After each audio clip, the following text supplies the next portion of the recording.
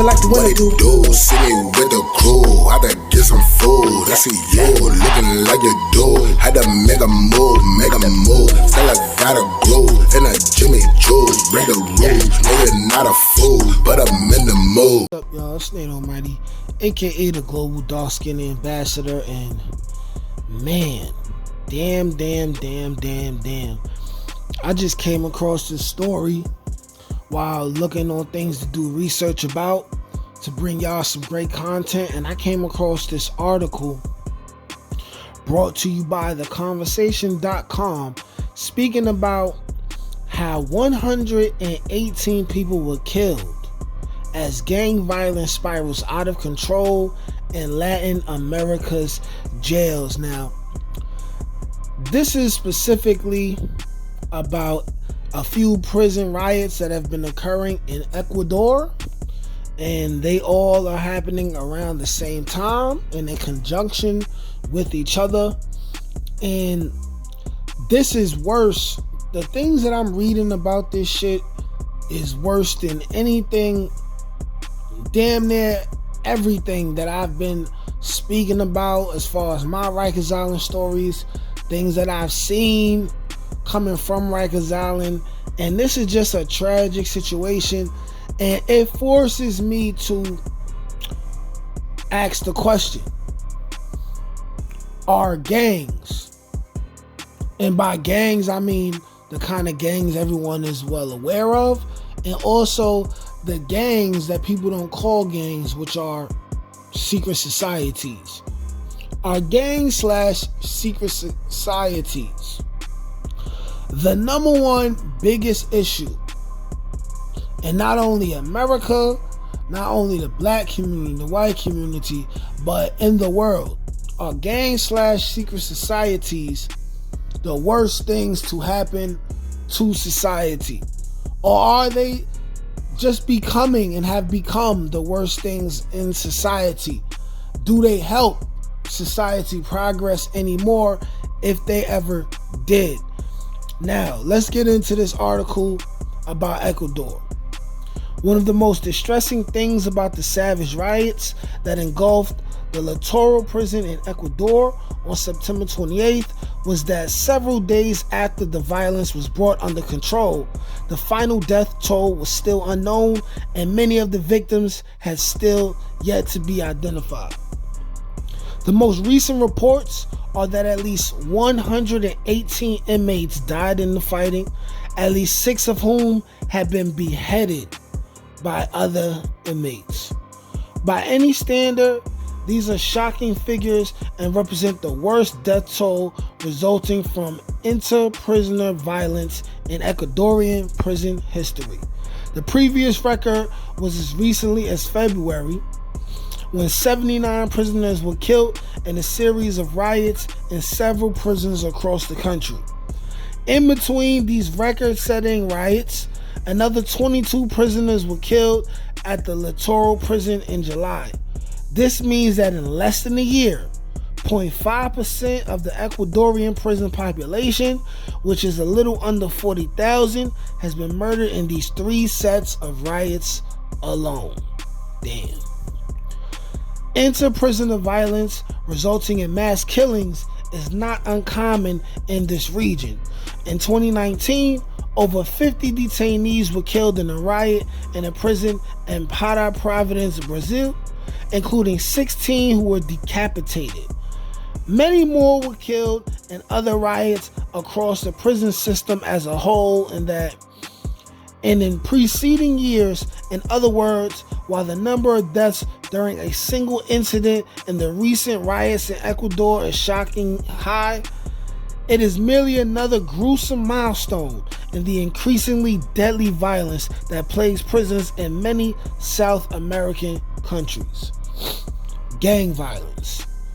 What is at least as shocking as the deaths themselves is that nobody can truly claim to be shocked that they are taking place. The causes are well known. In most instances, they are the product of conflicts between rival gangs and groups, these groups usually being linked to criminal gangs operating within the countries more generally. While the violence that takes place is often sparked by particular incidents occurring within the prisons, rarely is this the sole reason. The prison is a tinderbox, waiting to be ignited by sparks flying from the frictions between the factions. Prisons have become merely another theater in which rival criminal gangs jostle for influence, and those sent to prison have little practical option but to join a faction, to support it, and to be protected by it. Not being associated with a gang is likely to place a detainee at greater risk than being a member. Neutrality is rarely an option. There is something already deeply dysfunctional about a prison system, and there are many, in which inmates appear to have easy access to guns and grenades and other such weapons. Much is made of the prisons in Ecuador suffering from serious overcrowding, and this is certainly the case. The prisons are roughly 133% of their capacity, making conditions even more difficult than would otherwise be the case. In the aftermath of the most recent riots, the government has announced plans to reduce the numbers of inmates in its jails. Though very welcome news, seeking to release the elderly, women, those with disabilities, those with terminal illnesses, and those able to be deported is hardly likely to make much of a dent in the overall problem of overcrowding, and it will have very little impact on the prevalence of gang warfare that is rife in prisons. Relatively, few of those to be released are likely to be housed in the high security prisons such as the Littoral Penitentiary. Transferring those involved in the recent violence to spaces created in other establishments is at least as likely to spread such violence as it is to contain it. Loss of control. It's the unfortunate truth that prison authorities have significantly less authority over the day-to-day life in prisons than they would have us to believe. As a result, while introducing heightened measures of internal control might dampen down violence in the short term, experience suggests that this cannot be maintained for very long, and the net effect is to prompt even more violence in the longer term. So what can be done? Some suggest the answer lies in holding members of different gangs in different prisons, as opposed to different wings in the same prison, as is usually the case.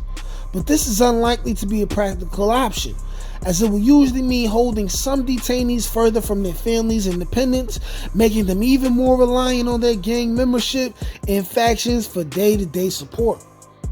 The real need is to try to break that dependency by providing alternative routes through prison life, or alternatives to prison life, than those that reinforce dependency on gangs and cartels.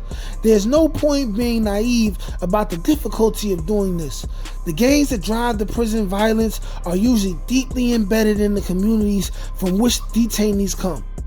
They have a long and powerful reach, exercising power over families, friends, and others who are vulnerable, meaning that some detainees may be in no position to resist the demands and instructions of others. The causes of and solutions to extreme and systemic violence in prisons rarely lie only in prisons. Important as prison reform is, on its own it's never going to be enough. Systemic and organized prisoner violence on this scale needs to be recognized for what it is, a reflection and replication of the violence between lawless groups within the broader community. Unless and until that can be addressed, prisons that are overfilled by those caught up with illegal gangs and cartels will remain at risk of erupting into communal and deadly violence, and the state that puts them there must take responsibility for that. Wow. To conclude this and wrap this up, I would say that not only America, but the world has a very big problem with gangs, secret societies, okay? Corruption, okay? Things can only get this bad. I personally feel like gangs can only get this bad and have this much power within a corrupt and seriously flawed government. It's just a very, very, very sad situation. I mean, 118 people killed over gang violence, people being found beheaded. Like, this is a tragedy, man. And it's like, what do we really do about this? What do we really do about this? Because it's a revolving door. The violence in the street is going to reflect the violence going on in the jail, and the violence in the jail is going to reflect the violence that's going on in the street. There's innocent people, regular, hardworking, white collar, blue collar people out here. You know what I'm saying? There's women and children that are affected in every way, in every end of this. You know, this is just a high level of toxicity and corruption and danger. You know, there's drug cartels involved in this, and where there's drug cartels and drugs involved, the government is involved in this. You know, they're very high elite people involved in all of this, and they make all the money at the top, and the people like us and the people like these people in Ecuador, they are left to deal with the harsh brunt of the negativity that comes as a result of everything in the decisions that are being made by people at the top. Now, I've also come across an article about some brothers who've been falsely in prison within Ecuador. They have some sort of Instagram page or something, and I want to shine light on those brothers. So I'm going to do a little bit more research on them to make sure it's legit, and then I'm going to see if I could get those guys to sneak an interview in, and maybe we can expound on this. But I just want to bring notice to the fact that there's a lot of hurt, there's a lot of pain going on in this world. A lot of people are dying for no reason and over the pettiest things. You know, may peace be upon everyone. Peace.